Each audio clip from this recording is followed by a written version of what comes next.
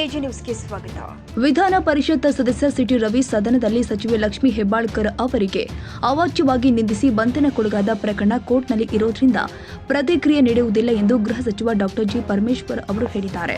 ಸದಾಶಿವನಗರದಲ್ಲಿ ಮಾತನಾಡಿದ ಅವರು, ಪ್ರಕರಣ ಕೋರ್ಟ್ನಲ್ಲಿ ಇರೋದ್ರಿಂದ ಯಾವ ವಿಚಾರವನ್ನು ಅದರ ಬಗ್ಗೆ ಚರ್ಚೆ ಮಾಡುವುದು ಸರಿಯಲ್ಲ, ಯಾವುದೇ ಪ್ರಶ್ನೆಗೂ ಉತ್ತರಿಸುವುದಿಲ್ಲ ಎಂದಿದ್ದಾರೆ. ಪ್ರಕರಣದಲ್ಲಿ ಪೊಲೀಸರು ಸರಿಯಾಗಿ ನಡೆದುಕೊಂಡಿದ್ದೇವೆ ಎಂಬ ವಾದ ಇರುತ್ತೆ. ಪ್ರಕರಣ ಕೋರ್ಟ್ನಲ್ಲಿ ಇರೋದ್ರಿಂದ ಯಾವುದು ಸರಿ ಯಾವುದು ತಪ್ಪು ಎಂಬುದನ್ನು ಅವರು ತೀರ್ಮಾನ ಮಾಡುತ್ತಾರೆ ಎಂದು ಹೇಳಿದರು. ಬೇರೆ ಬೇರೆ ರೀತಿಯಲ್ಲಿ ಮಾಹಿತಿಯನ್ನ ಕೇಳುವ ಸಂದರ್ಭದಲ್ಲಿ ಇವರನ್ನ ಕೇಳದೆ ಜಡ್ಜ್ಮೆಂಟ್ ಆಗಿದೆ ಅಂತ ಹೇಳಲಾಗ್ತಾ ಇದೆ.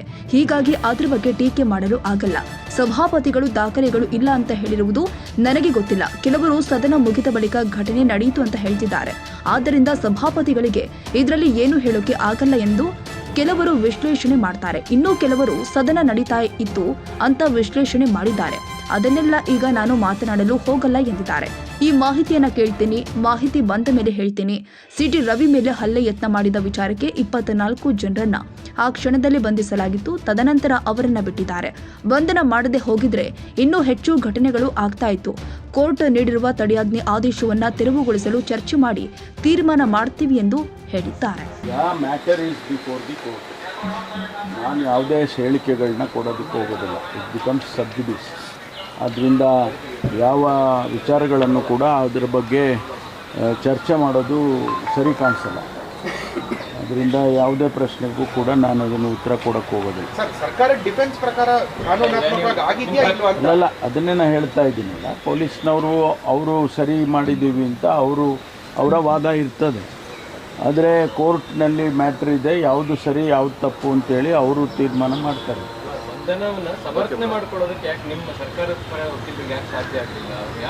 ಇಲ್ಲ, ಅವರು ಇದು ಏನಾಗಿದೆ, ಬೇರೆ ಬೇರೆ ರೀತಿಯಲ್ಲಿ ಅವರು ಮಾಹಿತಿಗಳನ್ನು ಕೇಳುವಂಥ ಸಂದರ್ಭದಲ್ಲಿ ಅವರು ಇವ್ರನ್ನ ಕೇಳೋದೇನೇ ಜಡ್ಜ್ಮೆಂಟ್ ಬಂದಿದೆ ಅಂತ ಹೇಳಿದರು.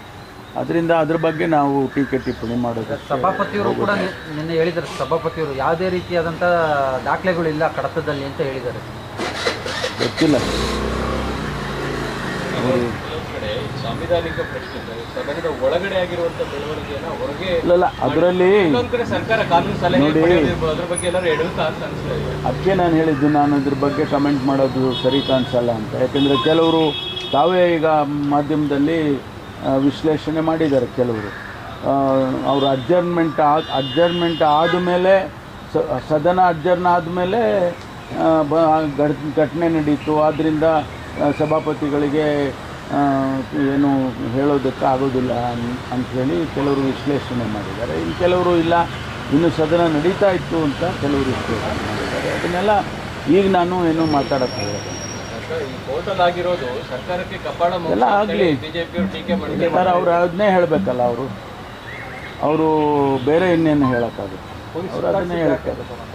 ಏನು ರೀಸನ್ ಮಾಹಿತಿ ಇಲ್ಲ ಅಂತ ಏನೋ ಲಾಜಿಕ್ ಇತ್ತು. ಒಟ್ಟಾರೆಯಾಗಿ ಅವ್ರನ್ನ 4 ಡಿಸ್ಟ್ರಿಕ್ಟ್ನ ಸುತ್ತಾಡ್ತಿದ್ರಲ್ಲ, ಯಾಕೆ ಅಂತ ಕೇಳ್ತಾ ಇದ್ದೀನಿ. ಮಾಹಿತಿನ ಕೇಳ್ತಾ ಇದ್ದೀನಿ. ಮಾಹಿತಿ ಬಂದ ಮೇಲೆ ಹೇಳ್ತೀನಿ. ರವಿಯವ್ರ ಮೇಲೆ ಅಟ್ಯಾಕ್ ಮಾಡೋದಕ್ಕೆ ಮುಂದಾದಂಥ ಪ್ರಕರಣಕ್ಕೆ ಸಂಬಂಧಪಟ್ಟಂತೆ ಯಾರು ಬಂಧಿಸಿದಾರಾ ಹೇಗೆ ಅಂತ? 24 ಜನನ ಅವತ್ತೇ ಆ ಕ್ಷಣದಲ್ಲೇ ಅರೆಸ್ಟ್ ಮಾಡಿದ್ರಲ್ಲ. 24 ಜನರನ್ನ ಅರೆಸ್ಟ್ ಮಾಡಿ ಆನಂತರ ಅವರಿಗೆ ಬಿಟ್ಟಿದ್ದಾರೆ. ಯಾವುದೇ ಘಟನೆ ನಡೀಬಾರ್ದು ಇದನ್ನು ಸುವರ್ಣಸೌಧದಲ್ಲಿ ಅಂತೇಳಿ.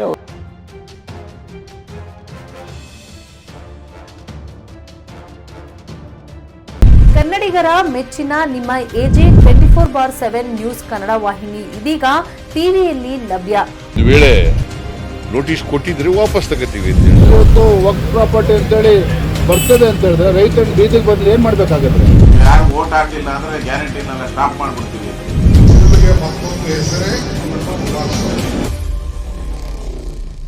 ಕರ್ನಾಟಕ ಮತ್ತು ದೇಶ ವಿದೇಶ 360 ಡಿಗ್ರಿ ಸುದ್ದಿ ಹಾಗೂ ಉತ್ತರ ಕರ್ನಾಟಕ, ಬೆಳಗಾವಿ, ಬಾಗಲಕೋಟೆ, ಧಾರವಾಡ, ಹಾವೇರಿ, ಗದಗ, ಬಿಜಾಪುರ ಜಿಲ್ಲೆಯ ಕ್ಷಣ ಕ್ಷಣದ ವಿವರವನ್ನ ಪಡೆಯುವುದಕ್ಕೆ ಎಜೆ 24/7 ನ್ಯೂಸ್ ಕನ್ನಡ ವಾಹಿನಿಯನ್ನ ಲೈಕ್ ಮಾಡಿ, ವಿಡಿಯೋಗಳನ್ನ ಶೇರ್ ಮಾಡಿ, ಕಮೆಂಟ್ ಮಾಡುವ ಮೂಲಕ ನಮ್ಮ ವಾಹಿನಿಗೆ ಸಹಕಾರ ನೀಡಿ ಮತ್ತು ಚಾನೆಲ್ ಅನ್ನ ಸಬ್ಸ್ಕ್ರೈಬ್ ಮಾಡಿ.